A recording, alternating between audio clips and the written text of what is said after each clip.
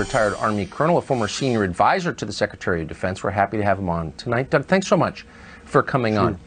First, why, and then what next? Why the posturing, and not just posturing, but acts of aggression, because that's what they are, against Russia? Well, setting aside the monumental stupidity of challenging Russian military power on Russia's doorstep, something that I think the administration is privately trying to retreat from at this stage, I think there is a desperate attempt to frame Russia in purely hostile terms in order to justify the massive defense budget, our continued presence in Europe, without understanding that we are now dealing with a great power. And this great power is not going to sit quietly while we interfere in its affairs. And if it feels threatened in eastern Ukraine, the Russians will go in without question, and they will crush their opponents.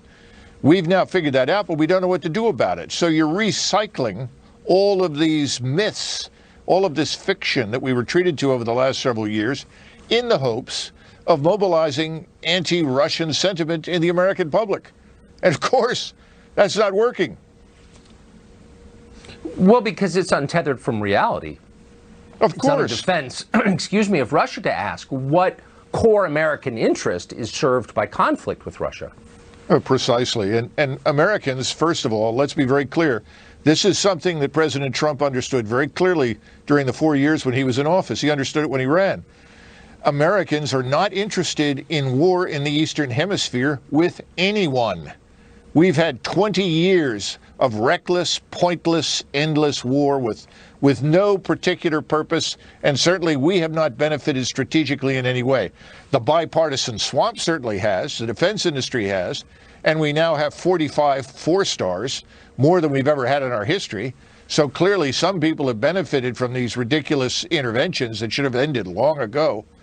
But the American people see no benefit in it. Now, what would the American people support?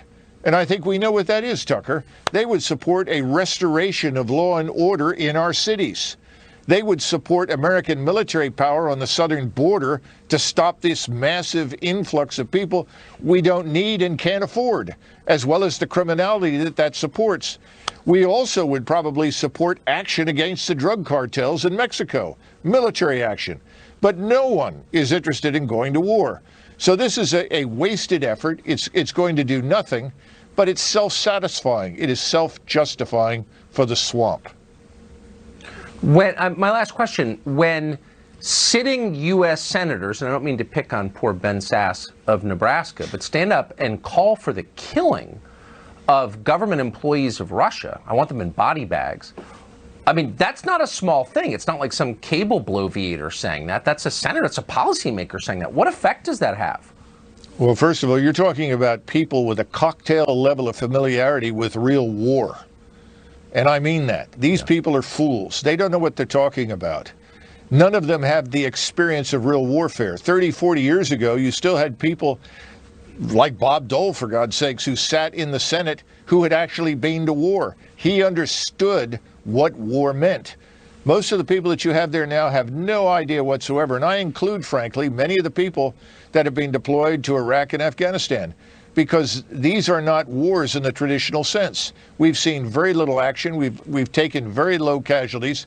So there's no understanding of what it means to fight a capable power like Russia. And unfortunately, this ignorance has led to this bloviating, which is counterproductive and dangerous, frankly. These people should be publicly reprimanded for their stupid statements. Because if something happens that draws us in, the American public will be furious, and they will not be dragged into a war. It won't happen. I hope you're right. Colonel Douglas McGregor, thank you very much. Sure.